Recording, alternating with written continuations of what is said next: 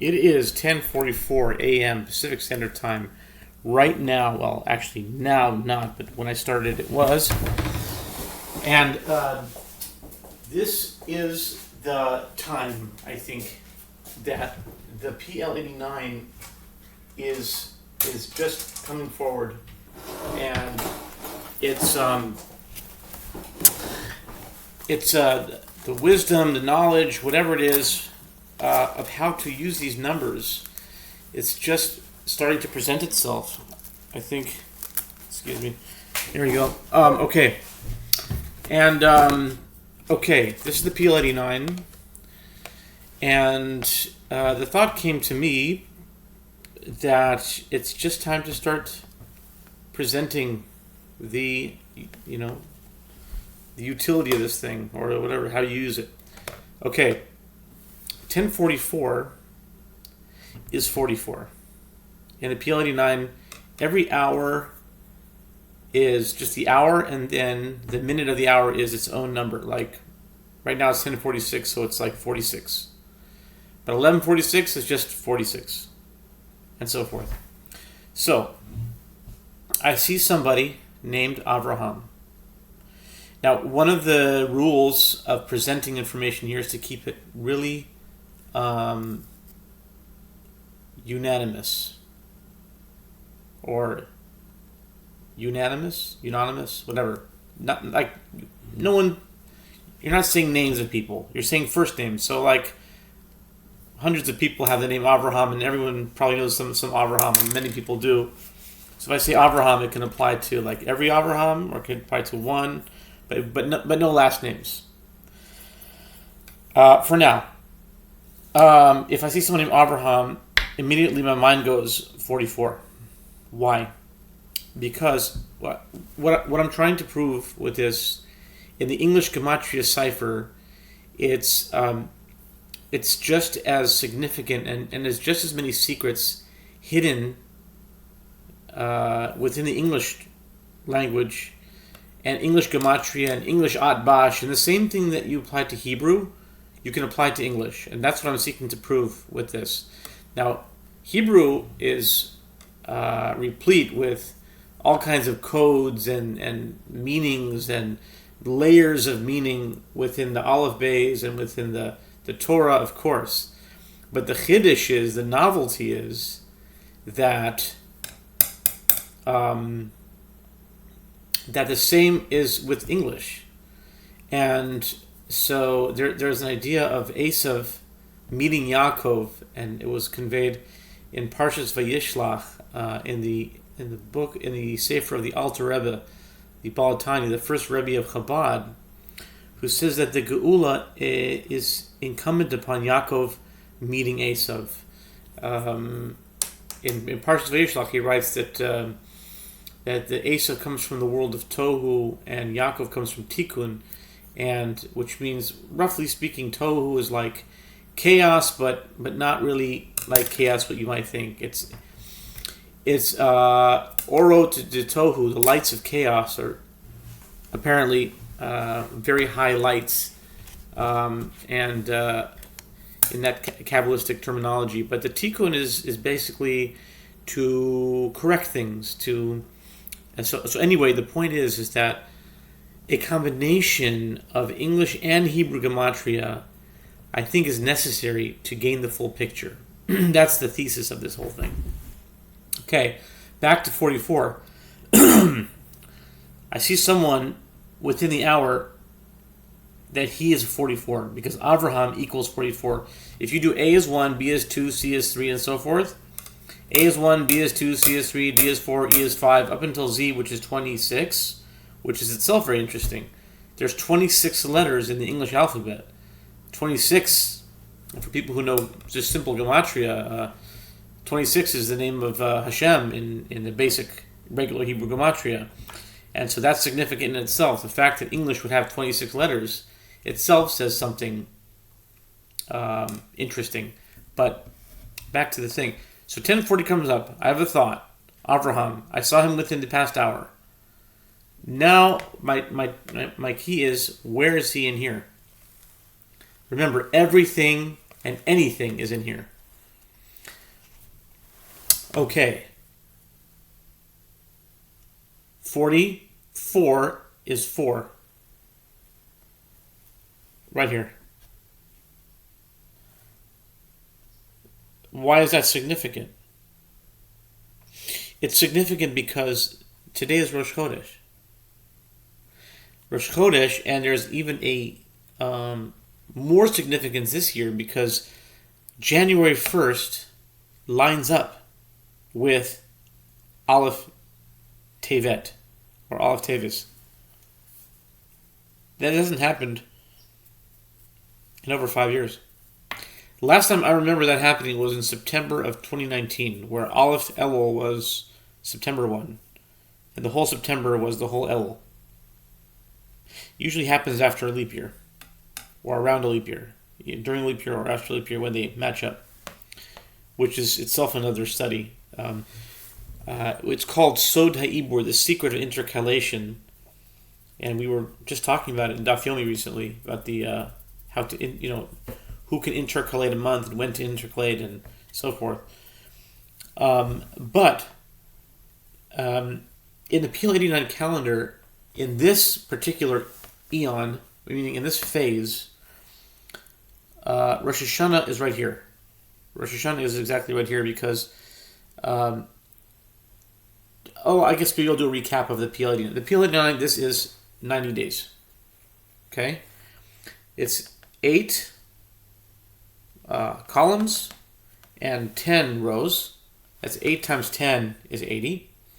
And then under here, the invisible line is called the 10-day twilight period. Is 10 days at the end of every 90-day period. And you can start the 90-day period from anywhere, and you can take it to anywhere.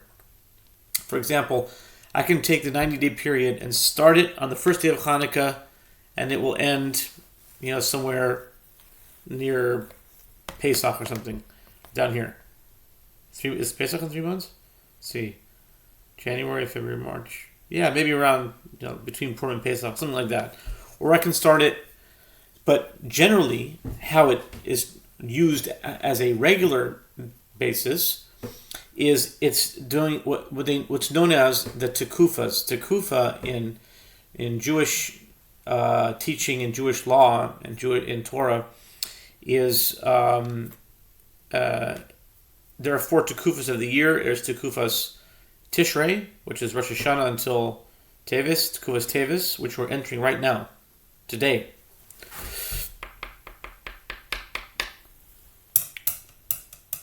And then that goes until tekufas Nisan. Each tekufa is roughly 90 days. And so you have tekufas Nisan, which is, so it's basically all the seasons. Fall, winter, and then Nisan, of course, is spring. Takes us to tekufas Tammuz, which is the summer. Those are 90 days. Now, these 90 days are connected to the planet Mercury, or, like I said in a different video, the idea of planet Mercury. Why? Because, I don't want to bring flat Earth into this thing but let's face it, it is a thing. People are talking about it. I don't know if it's true, if it's not true, but there's some phenomenon called flat Earth, and people are talking about it. I don't know why. And my point is, I'm not saying whether I believe in that or not, and to be honest with you, I'm not exactly sure. But a lot of my cosmology was based on a round Earth idea, but there's a lot of people that are putting forth flat Earth ideas, and some of them make a lot of sense. So I'm neutral with that. It doesn't matter to me. But my point is the reason why I'm mentioning Mercury is that the idea of Mercury is because all the data that we have with satellites and so forth, at some point down the road, it can come out, we were all wrong. It was not really like that. And you know what? Even if that happens, this is still going to hold true. Do you know why? Because it's only mathematics.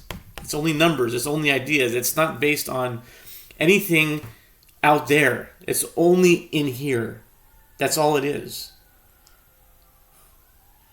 So when I say Mercury, I'm not saying Mercury. I'm saying 103. And if I say 103, I could be saying Eldad and Medad. Do you know why? because Eldad made it equals 103. I could be saying Wilshire.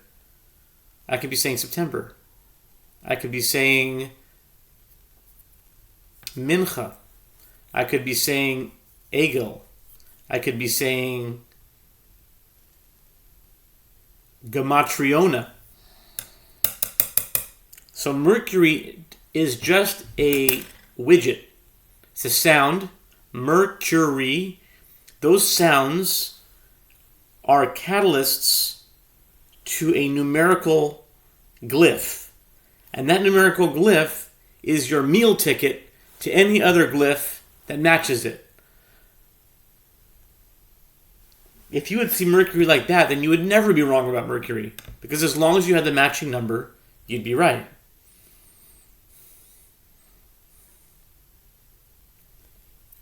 Back to 44.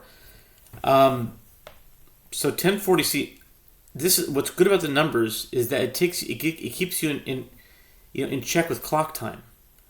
It's now 10:56, and I've been at this since 10:44. That means 11 minutes have gone by. So it's a good time. Okay, because 38. This is another thing. Okay, 38 is Aaron. Because his name is Aaron also. Because AH is part. It's a whole long connection. But basically, the original format of this, because basically there's a lot of background I think a lot of people may not be getting, but here's basically the idea. The idea is that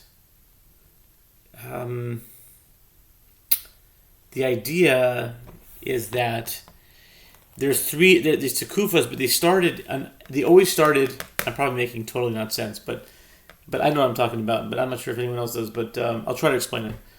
Basically, you can start the Tekufas they're always started from here.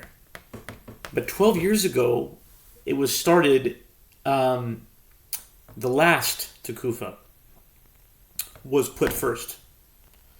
And then 8 years went by. Taka, 8 years, wow. 8 years went by. Where the end is the beginning. Then, the year of COVID, it switches. Don't ask me how it switches. It's just a mental thing. It's just something happens in here, and then it tells me, it's got to switch right now. Okay? So now we're in COVID, 2020. This becomes Nissan, and then the 3 months go from there. And then 4 years go by.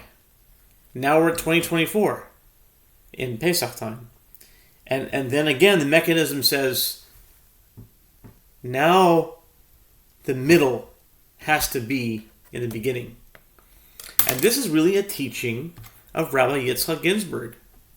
It's called Seter, Samech Taf Reish, which is an acronym for Sof, Toch, and Rosh, which means Sof means the end, Toch means the middle, and Rosh means the head or the beginning. And the permutation of those three things, it's like the beginning is the end is at the beginning, then the beginning is at the beginning, and then the middle is at the beginning, and that would mean that then the beginning is in the middle, and now the beginning is at the end, and the middle is at the beginning. Okay? And so this is how we're ending out. Now, according to that idea, it roughly followed the Bitcoin halving.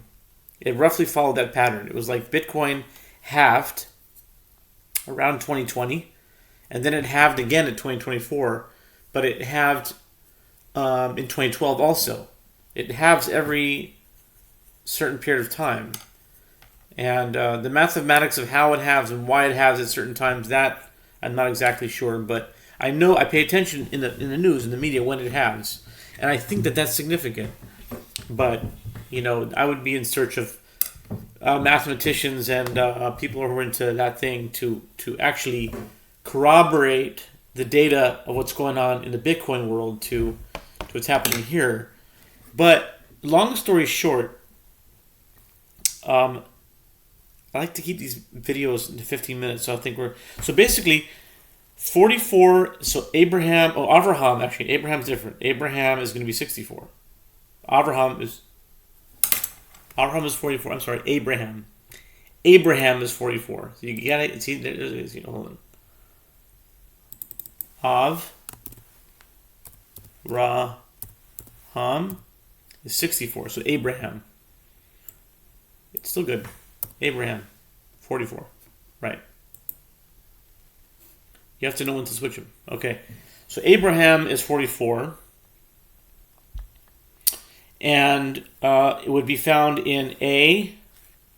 1, 2, 3, 4, 5, 6, 7, 8. A8. So that's 44. It's Abraham. And then it's in H4. H4 and A8. Wow. 44.